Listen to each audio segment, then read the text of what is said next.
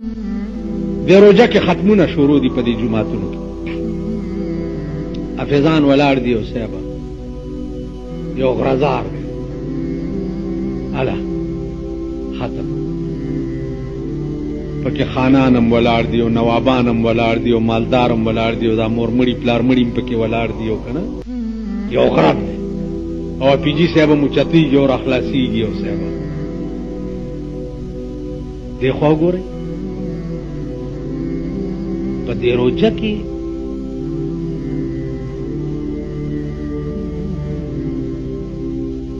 د قرآن دا الفاظ اوریدل ډیر ضروری دي او کنه دی قرآن سویری دی په دې عمل ډیر ضروری دی دې ته سوچو ما چې وی او د سوچ مسله چیرمه نو دا ټولې خبرې د سوچ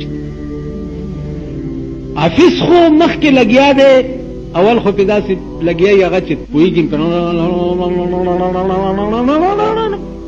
ستا نیکه به هم پې پوه نه شي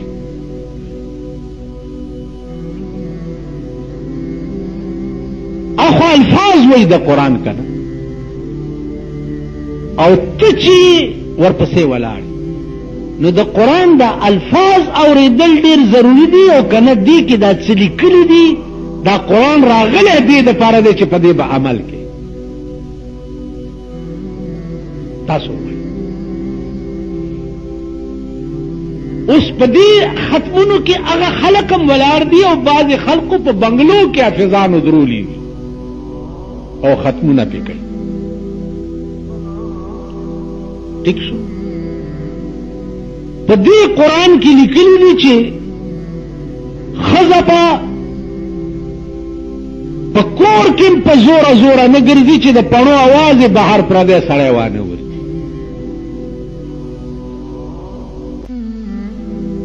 په دې قرآن کې لیکلي دي چې ولا یبدین زینتهن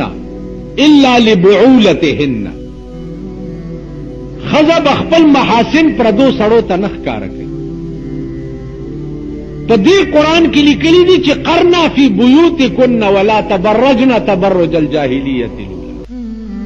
ښځه به په کور کې ناستئ بار به نه وځي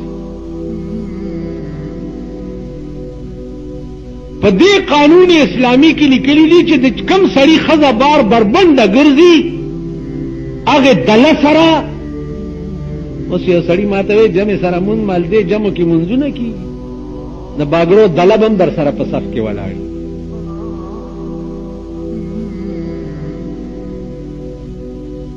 په دې کې لیکلي دي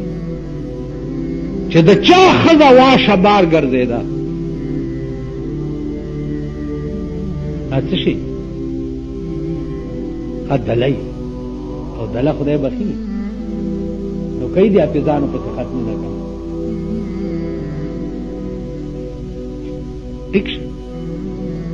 دې ته لږ سوچ پکار دی چې دا زه څه کوم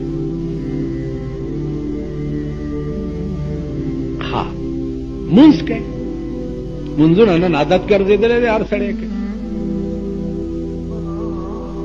په دې ویترو کې یو کلمه تاسو وایئ چې ونخلع ونترک من تاسو وایئ ویتر درځي که نه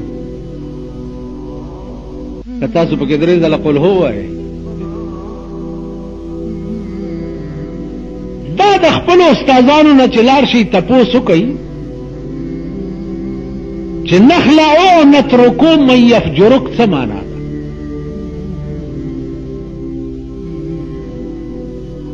مونځ خو کې که نو نخلعو ونترکو من یفجرک د دې څه معنا دې ته سوچ وکړه ته خدای سره معاهده کې په مانځه کې معاهده کې چې خدای کم خلق ستا نافرمانه دي زما غي سره ورانه ده تا په وترو کې خدای سره وعده وکړه چې خدای کم خلق ستا نافرمانه دي زما غي سره قطع تعلق دی نن زمون تعلقات چا سره دي هغه خلق سره دي چې کوم د خدای او د رسول نافرمانه دي او کنه هغه خلق سره دي چې کوم د خدای او د رسول فرمان بردار دي. سوسایټیانې زمونږ وګوره، مجلسونه زمونږ وګوره، تعلقات زمونږ وګوره. خدای سره معاهده دي د شپې څو وکړه په ویترو کې چې نخلعو ونترکو من یفجرک، او سهار له بیا څه کوي. کم سړی چې د خپلې معاهدې خلاف ورزي کوي او دې څه وخت کې راونیسي نو ګناهګار خدای دی که دی دی؟